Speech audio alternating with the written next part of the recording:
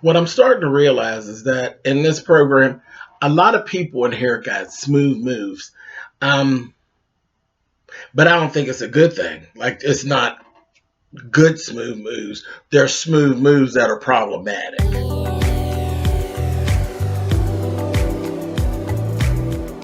I'm like, come on through, Cookie. I want up on my soapbox. That's basically it. Let's talk about drag in all its forms.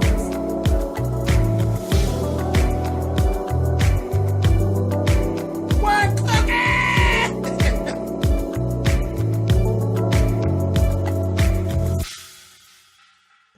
Hey guys, thanks so much for clicking on the video. This is my review for The Quad. This is season 2. It's episode 3. As I said, a lot of people got some smooth moves on here, and it's not always for the best. So let's just kind of go through this. First thing we see is Eva actually sitting down with like a student council, and they're talking about the possibility of selling one of the properties on campus. And of course, like on a campus, most of the buildings are dedicated to some person from the past and this whole thing, and they're landmarks, and it's all of this red tape. So the students really they're like, no, we ain't feeling that. We're really not feeling that. And she's like, listen, we don't do this, and in 6 months, we'll be bankrupt. We'll be forced to actually merge with the white folks for the most part, And, it's an HBCU, so they're just really against that whole movement. So she said, it's on you all, whatever y'all want to do, we need your support. Later on, we actually see Eva meet up with Cedric, and he apologizes to her for how he carried on so terrible at her party. You remember that last season when he cut up at the party. He apologized with his little cute self, and she, of course, forgave him and told him, that the students really pay attention to you. They look up to you. So I need your help on this because I need to get this done. I need them on my side with this. Speaking of Cedric, Bryce and Cedric are really at odds these days. I picked up on it last episode. Bryce is basically pledging a fraternity. And their hazing is kind of bad. It's very, very physical. It happened to end up being the fraternity that his father is actually a part of. We all know his father is an asshole. So it didn't surprise me that this would be the type of fraternity that the father was actually involved with. And they were doing some real beating on Bryce. Bryce had come into the room. The first time we seen him in the episode, he come into the room. Here's Cedric sitting there banging on old girl and his little girlfriend. They done made up. Charlie's in there banging her out. And he come in there and said, it smells like ass in a locker room in here. Why don't you open a window? And she's apologizing, but she's really embarrassed, so she should be. You should be embarrassed. Somebody walks in the room and you in there busting it wide open and they telling you it stinks. Yeah, that would be a little embarrassing. But anyway. So they had that. Then one time when we seen him, Cedric walked in the room on him, and Bryce had taken his shirt off, and his back literally looked like a scene from an old slavery movie. And he's like, why would you want to be a part of something where they lay hands on you? I don't understand it. He made reference to, it's no difference than where you're from in Chicago, where the gangs and trying to get in the gang and all that you have to do to get in the gang. And he said, but I wasn't a part of no gang. So what the fuck are you talking about? Okay, so what's good? What's really going on? Later on, Cedric actually was spying, and that's how he figured out what all had actually happened. Got caught on the outside staring in the window spying, and one thing led to another. Of course, Cedric is tough. He don't play them games. They was trying to punk him, but he was like, well, come on, let's fight, honey. Like that, Cedric. But anyway, Bryce ended up getting kicked offline, and then he says to him, well, thanks a whole lot for ruining my life. Bryce, you really need to get this low self-esteem thing under wraps and try to get this together. Like, really, come on. You have no business doing this and coming out, ending up looking like Toby from off of Roots. That's just ridiculous. But anyway, I'm just waiting. I'm waiting to see if Cedric actually ends up spilling that tea to Eva at some point. It's kind of out of his character, but I think it could happen by mistake. We'll just have to keep watching to see. Anyway, Danny sees Noni. Noni's over on his campus. And of course, they exchange a couple words and this, that, and the other. And she's like, "You're still mad?" And he's laughing at her like, "No, but you should be mad. Everybody knows how you got kicked off of the band and this, that, and the other. And good, you got what you deserve, blah, blah, blah, blah, blah." Didn't matter because she's actually there to see Mr. Taylor. And she's wanting to get her a spot on Mr. Taylor's team because he had actually told her that he would give her a spot, but he didn't play her. And he's like, "Nobody fooling with you, Noni. Ain't no big deal. Go away." She's like, "No problem." But it wasn't nothing but a setup.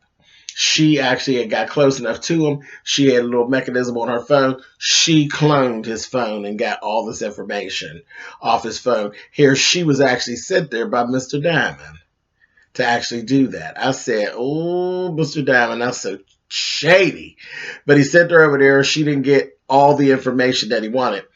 And she's like, "Well, there was some misappropriation of some funds." And he's like, "That ain't enough. I don't want to get him fired. I want to ruin his life. I want to ruin his life."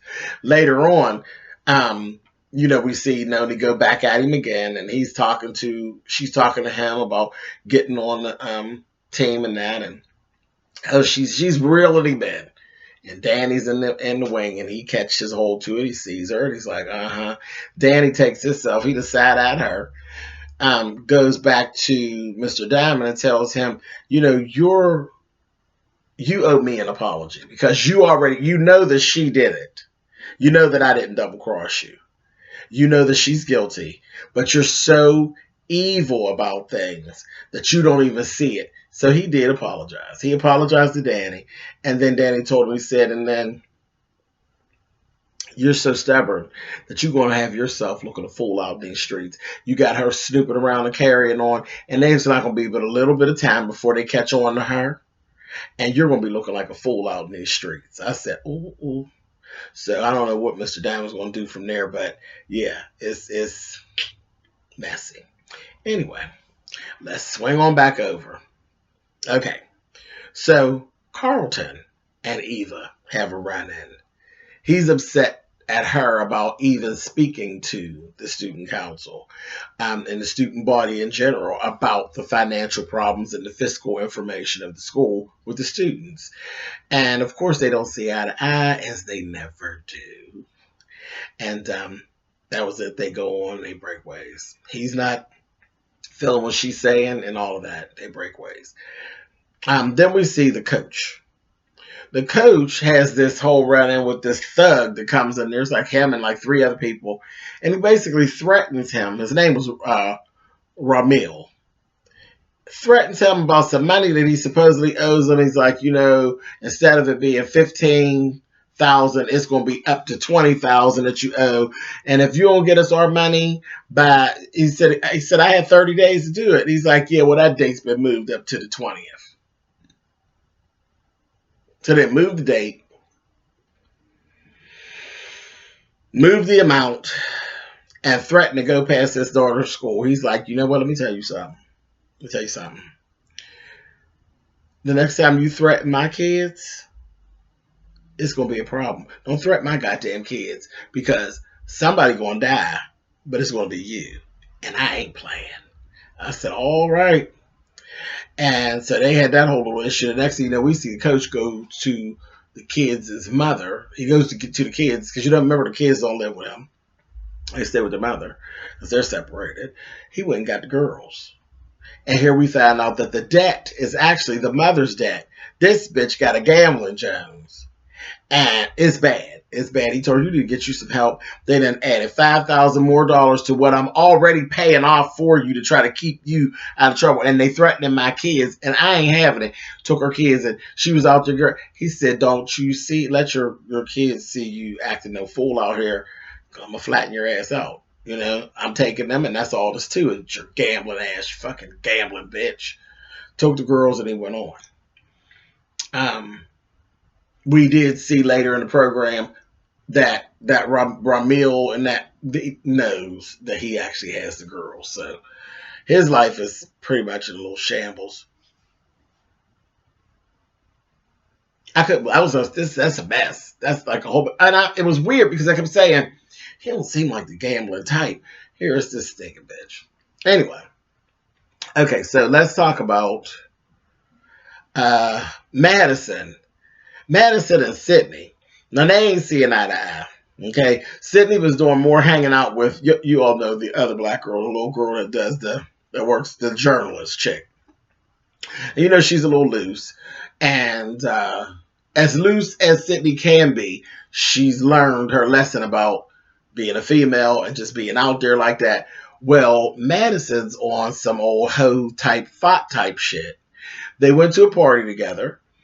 And there was this little black boy. He was all up on Madison and all of this. And Sydney said, well, I'm ready to go home. This, that, thing, and the other. And she's like, I'm not ready to go. I want to stay a little while. Sydney, got together with, looked like two other girlfriends. All three of them walk on back together. Finds out in the morning, Madison never came home. Madison that went from dancing on the dance floor to busting it wide open for old boy. I said, oh, you giving us thought box hang, because she didn't even know that boy. She didn't know him. I don't even know if she knew his name. She come walking in there.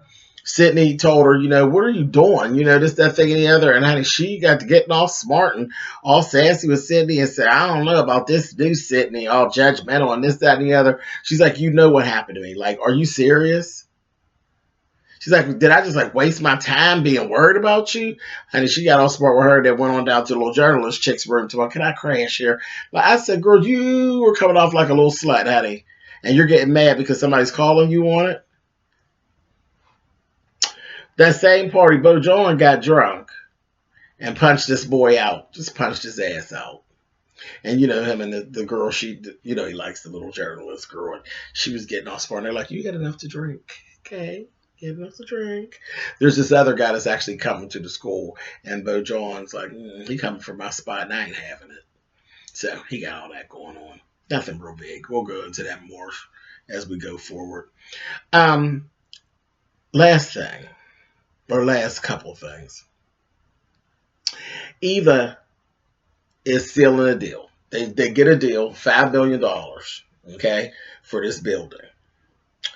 And she meets with the guy to actually sign off on the deal and all that. And he come in there real slick and sly with this briefcase and all of this. And she's like, okay. So he throw out a couple lines. She basically she says, listen, he's about, I have a different way of sealing a deal.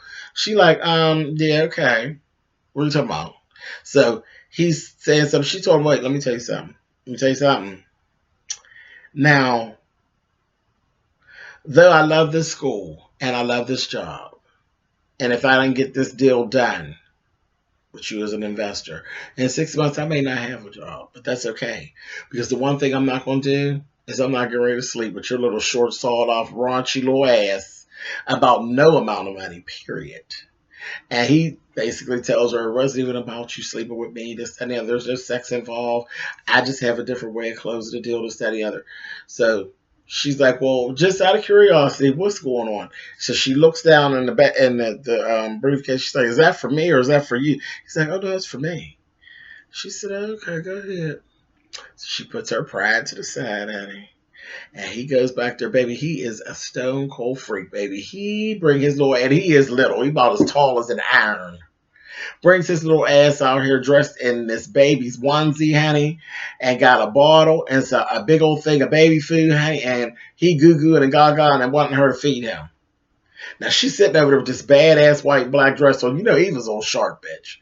And he feeds, Lord, it was a mess. He just got a fetish. He has a fetish. She went on through it, but no sex involved. He even tried to turn around, go try to feed something to her. She said,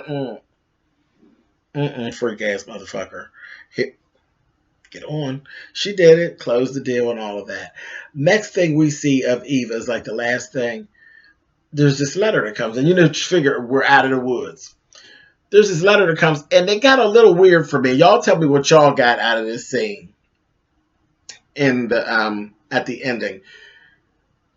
She's read the letter, and I listened to it back a couple times. She's reading the letter, and I think it was like she did all of that, and I don't think that she could actually even do what she was planning on doing, which is to sell the building, because I think it's like, because it's a landmark, that they couldn't sell the building, and it had been petitioned. Like the whole sale of it was petitioned against by Carlton and Ella Grace. Now, you know, Ella Grace is her girl, which is Jasmine Guy's character. I think that's what I took out of it. And in the midst of that same thing, she ended up getting pain in her arm. I was like, as soon as she started reaching for her arm, I was like, heart attack. And the last thing we see is her. She got 911 on her phone, and she had collapsed onto the floor. But tell me in those comments, what do you all think? Was that them petitioning against the sale, or was that actually that the sale went through? I kind of couldn't get it. But when I see petition by at the end of the letter, I'm thinking that Carlton and Ella Grace went against it. So, I don't know. All I know is poor Eva collapsed on the floor and was having a heart attack, and I was like, done. I was like, so, anyway, this is what went on in the quad, episode 3. I'll talk to you guys next week. Later.